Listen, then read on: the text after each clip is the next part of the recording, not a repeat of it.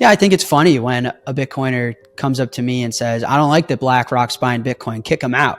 Like, well, excuse you, mister. That's not how the protocol works. I mean, Bitcoin is neutral distributed software. It's there to buy it if you want to buy it. It is a money that can be used for settlement amongst enemies. It has no bias, and that's the point. And so for those that understand money in its role as a market good that you don't consume, that's accessible, sellable, and liquid for you to store and exchange time and energy, it has to be available for anyone to buy in any quantities.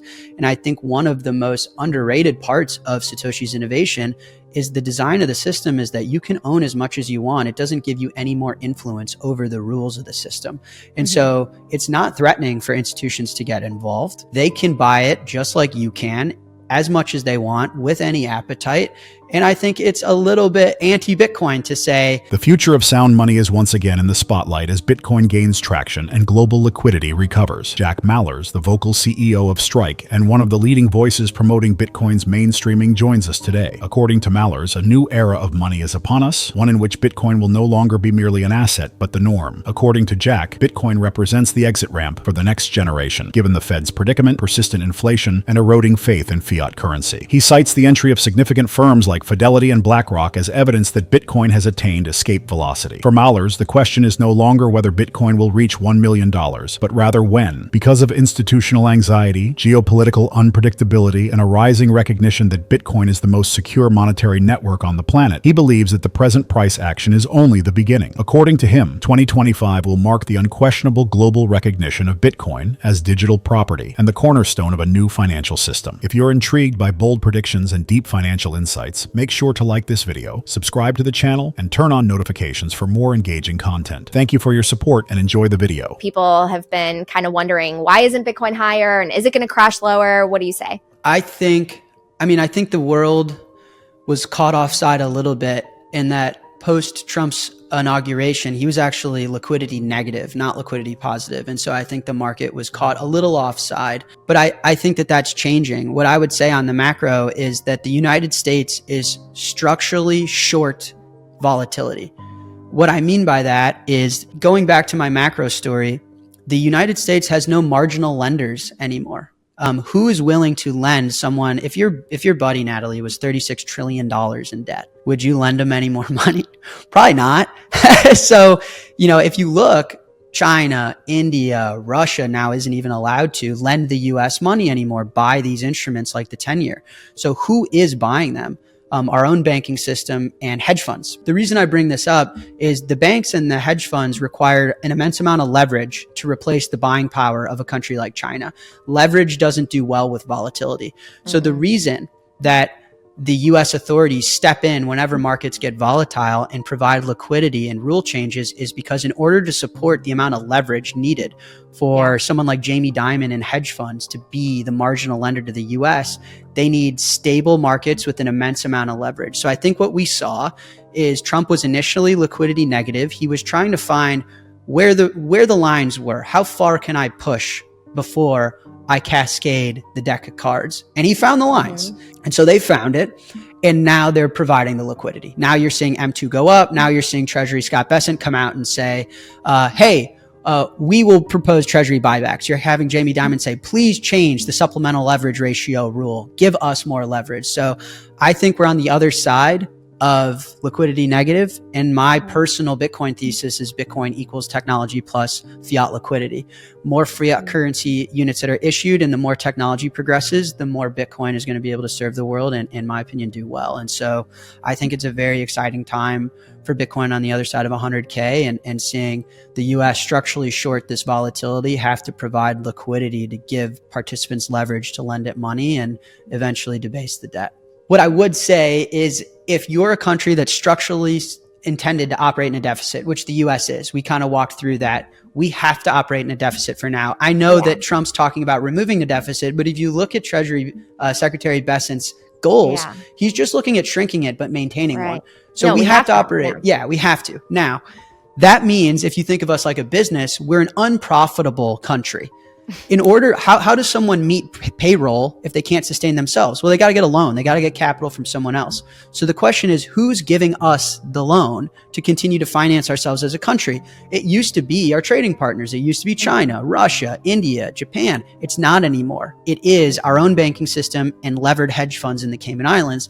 And so what you see when Scott Bessent comes out and says, hey guys, everyone calm down, I'm going to do treasury buybacks. So as soon as markets start to move, they print the money. What did Jerome Powell come out and say? QT is ending. QE could be beginning. He's positioning himself to, if he needs to do yield curve control, if he needs to support the market that lends to the US government, he can. So that's, I don't know if they're executing the plan, but that's just the reality. Is they're structurally short volatility because the amount of leverage is in this financial system, and we've ran out of lenders to the United States. The increasing acceptance of Bitcoin by governments, significant organizations, and the media indicates that its worth is at last being acknowledged globally. However, Jack Mallers says this is only the beginning. He contrasts the early days of Bitcoin with the present, when Bitcoin ETFs are attracting a lot of interest and capital. According to Mallers, this is a significant change in the banking industry. He cites Larry Fink's BlackRock as a major force in the effort to get regulatory clearance for Bitcoin ETFs. He claims that these actions demonstrate that Bitcoin is here to stay and is developing into a significant hedge against inflation and the continued depreciation of fiat money. To remain up to date on the most recent developments in Bitcoin, cryptocurrencies, and the digital economy, please take a moment to like this video, subscribe to the channel, and enable post notifications. Yeah, I think it's funny when a Bitcoiner comes up to me and says, I don't like that BlackRock's buying Bitcoin, kick them out. Like, well, excuse you, mister. That's not how the protocol works. I mean, Bitcoin is neutral distributed software. It's there to buy it if you want to buy it. It is a money that can be used for settlement amongst enemies. It has no bias, and that's the point.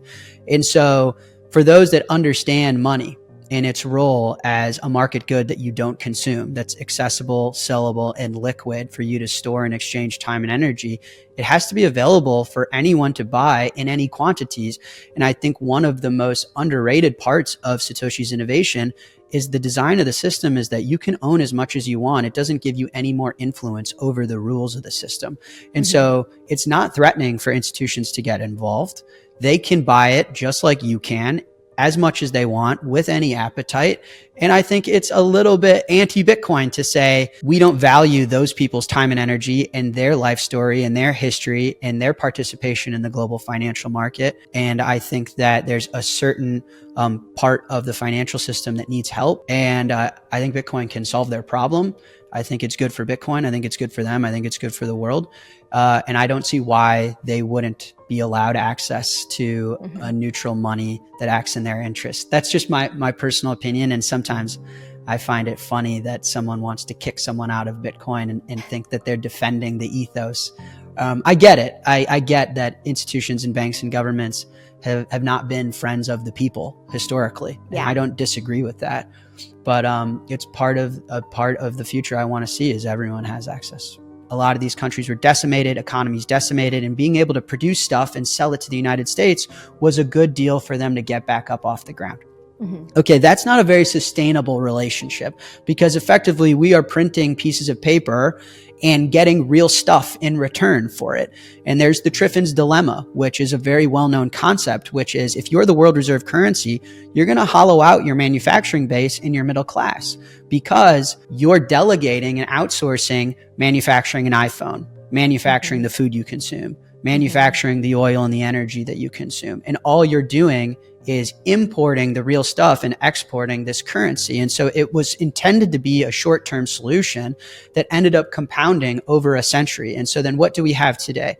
We have the US, which naturally, because of the design of the system, has $36 trillion of debt and operates in what Trump calls a deficit, meaning we just push out pieces of paper and we operate trade unprofitably to import the stuff. And someone like China, who's become the best manufacturer given the design of the system, they're operating in a surplus, which is $1 trillion plus. What actually happens here, Natalie, is when China or other countries operate in such a big surplus, in order for them to keep their exports competitive, meaning manufacture stuff and push it out to the rest of the world, they can't invest locally in the country. It would strengthen their currency and make their exports not as competitive because labor would be more expensive. So they take their trade surplus and they invest it in the Mag 7 in the NASDAQ, in US real estate. All of our financial assets are highly inflated because they are catching the bid and the buying power of the trade surplus from our trading partners. We have no more middle class. We have no more manufacturing class. Our poor get exponentially more poor because trading partners like China are bidding up all the assets that people desire, like stocks, like land, like real estate. The appreciating assets, and we're getting the depreciating goods. Yeah. And the wealth class is getting exponentially wealthier without having to do any proof of work and provide value to society. Jack Mallers serves as an important reminder of the true meaning of Bitcoin. Mallers responds to concerns raised by some members of the Bitcoin community on the involvement of institutional investors such as BlackRock. He clarifies that whether you're a trillion-dollar fund manager or just a regular person with a smartphone, Bitcoin is impartial, permissionless, and accessible to everyone. The protocol doesn't discriminate, it doesn't care who you are, how much money you have, or what your intentions might be. Anyone can buy it, and owning more Bitcoin doesn't give you control over the system. That's part of its brilliance. It's incorruptible. Mallers also emphasizes the role of Bitcoin. Everyone, especially those confined to dysfunctional financial institutions, can access this neutral, borderless money. According to Mallers, organizations require Bitcoin in the same way that people do. Furthermore, we cannot refuse anyone access, regardless of their size or background, if we genuinely believe in Bitcoin's goal of establishing a more equitable and transparent financial system. Bitcoin is for adversaries. Mallers' message is clear as Bitcoin continues to garner interest from Wall Street, governments, and regular people worldwide. This is confirmation, not a danger. It is evidence that Bitcoin is functional. Ultimately, it is worthwhile to struggle for a world in which everyone has access to sound money. Remember to like this video, subscribe to the channel, and enable notifications if you thought his viewpoint was helpful so you don't miss any updates. We'd love to know what you think about the future of cryptocurrency markets, so please share your ideas in the comments section. We appreciate your time and hope to see you in the next video.